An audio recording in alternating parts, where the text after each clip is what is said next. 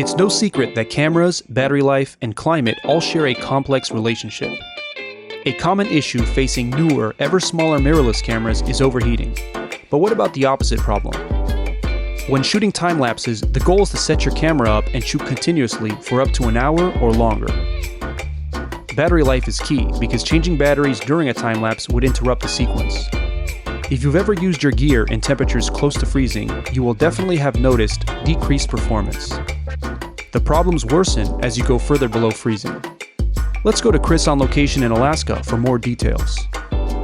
So when you're taking photos in cold environments, like Alaska here, where I am, one of the main issues you're going to have with your cameras are your battery life. Now, if you have a larger camera, like some of the Canon or Nikon cameras, you're going to have a larger battery and you won't have as many issues with the cold draining your battery.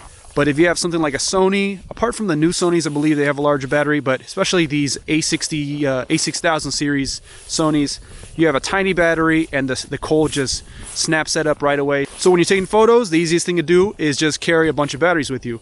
But when you're setting up time lapses like I am and I often do, you're not going to be able to switch out batteries in the middle of a time lapse. So one of the first workarounds I came up with was use the battery grip, and then that way you could fit 2 batteries into the camera and it'll basically double your lifespan.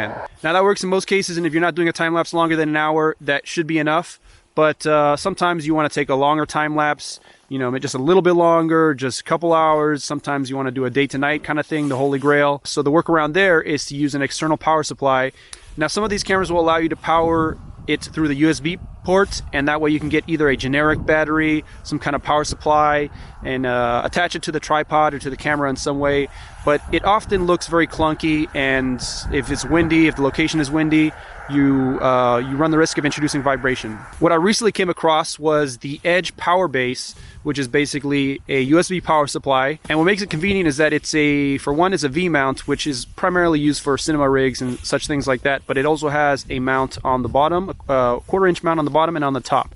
That way you can just mount it either, especially if you're doing slider stuff, to the slider, and then put a tripod head on top of that, whether you want to use a ball head or a fluid head, and then mount your camera on top of that, run a dummy battery up to the camera, and that's the setup I'm using right now. And I have barely had to charge it in as frigid cold as it's been, which right now it's about 4 or 5 degrees, definitely below freezing, so the battery life does not last nearly as long as it's supposed to. When batteries are exposed to below normal operating temperatures, they will have reduced capacity, even if they have just been fully charged. As mentioned, keeping multiple batteries in a warm pocket can be a solution for photographers. Taking into consideration that a battery will operate at less than half its regular capacity in below freezing temperatures, the only solution is to use the largest milliamp hour battery you can rig into your setup.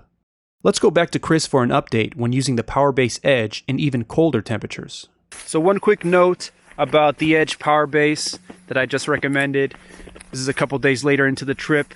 I found that when the conditions are really cold, talking like -5, -10, below zero, then I start to have some problems. Even though the Power Base itself shows it has sufficient charge, 75% or whatever, I would hook it up to the camera and it would, it would stay on for a little bit, or I'd start the time lapse and then it would just turn itself off and say battery exhausted. It might be the cable. Maybe the cable is not able to transfer power. Maybe it's the dummy battery. Maybe it is the Power Base, but the Power Base shows that it has 75% battery life, so that is kind of odd. It could also be the camera. So one thing to keep in mind if you are out in really cold temperatures, but anything, around 0 and above, you should be fine, and it has been working miraculously. As you can see, there is no perfect solution, but using the external battery technique will get you past the limitations of stock batteries. One more thing to keep in mind is that although the camera will tell you a battery is drained, do not charge them right away when you get home and they're still cold, because there is a risk of overcharging and damaging them. Instead, wait for them to return the room temperature, and upon charging you might find that they will still be almost fully charged. I hope this tutorial has helped you prepare for your next trip to the Arctic and extreme cold locations. While some of this information might seem common knowledge for those living in places with cold winters, it's not atypical for warmer dwelling photographers to visit popular places like Iceland and be caught off guard by the drastic decreased performance of their gear. Be sure to like and subscribe for more photography tutorials and travel content.